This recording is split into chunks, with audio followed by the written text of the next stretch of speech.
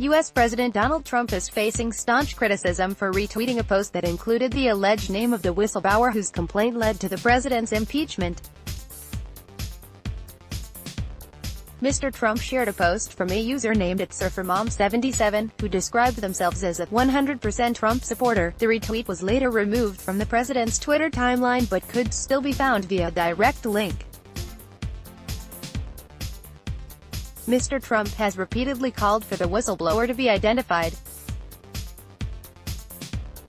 The U.S. has federal laws that guarantee the protection of whistleblowers, designed to shield those who come forward with evidence of wrongdoing by the government. In November, lawyers for the whistleblower, who is said to work in the U.S. intelligence community, issued a cease and desist warning to the president, saying their client was in physical danger. But the president ignored the warning and continued to call for them to be named. A U.S. state divided by impeachment. How will Senate trial work? Hallmarks of a bot. Previous posts by @surfermom77, the Twitter user retweeted by President Trump, include anti-Islam content and posts spreading the false conspiracy theory that President Barack Obama was a Muslim. According to a report by the Associated Press, the account bears the hallmarks of an automated bot account, including an unusually high amount of activity and profile pictures featuring stock images from the internet. The account's profile picture, a stock photo of a woman in business attire that was pulled from the internet, was changed on Saturday to an image of Mr. Trump. Facebook has a policy of banning posts that name the alleged whistleblower, The New York Times reported, but Twitter does not. In a statement issued to the Associated Press, Twitter said the @surfermom77 tweet was not a violation of the Twitter rules. It was not immediately clear why President Trump's retweet disappeared from his timeline, when he did not appear to have unretweeted the post. What was their reaction? The president had already faced criticism from Democratic leaders over his ongoing efforts to publicize the whistleblower's identity. In response to his retweet on Saturday, attorney Stephen Cohn, an expert in whistleblower protection laws, told The Washington Post that the president was violating his duty to safeguard whistleblowers. The paradox is that it was the president's duty to protect this person, Mr. Cohn said.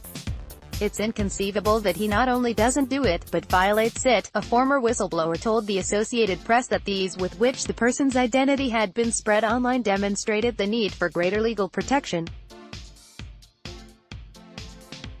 Michael German, who left the FBI after reporting allegations of mismanagement, said it was completely inappropriate for the President of the United States to be engaged in any type of behavior that could harm a whistleblower. With a wealth of first-hand testimony, Democrats have moved the impeachment on from the whistleblower's evidence. But the president and other Republicans have worked to keep the whistleblower in the press. In an audio recording that emerged in September, President Trump was heard comparing the whistleblower's sources to its spy. Then in an apparent reference to the execution of spies by the U.S. in the past, he said, "You know what we used to do in the old days when we were smart, right? With spies and treason, right? We used to handle them a little differently than we do now." According to reports in The Washington Post and The Guardian, the person named by right-wing media as the whistleblower was receiving a spike in threats when the president tweeted about them, and was being driven to and from work by armed security officers following the threats. How did the whistleblower become involved? In August, the whistleblower filed a report expressing concern over a phone call a month earlier in which Mr. Trump asked his Ukrainian counterpart Volodymyr Zelensky to investigate Joe Biden, a Democratic frontrunner for the 2020 U.S. presidential election. Democrats said the call transcript showed President Trump abusing the power of his office to pressure President Zelensky to damage a U.S. Democratic political rival. President Trump defended the call, saying it was perfect. He has dismissed the impeachment process as a witch hunt.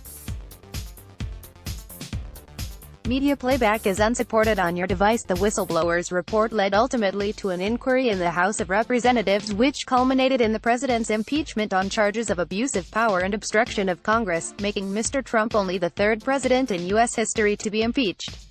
The president now faces a trial in the Republican-controlled Senate, which is expected to acquit him along party lines. What does it take to impeach a president? Trump impeachment, a very simple guide. Want to find out more? Let's block ads.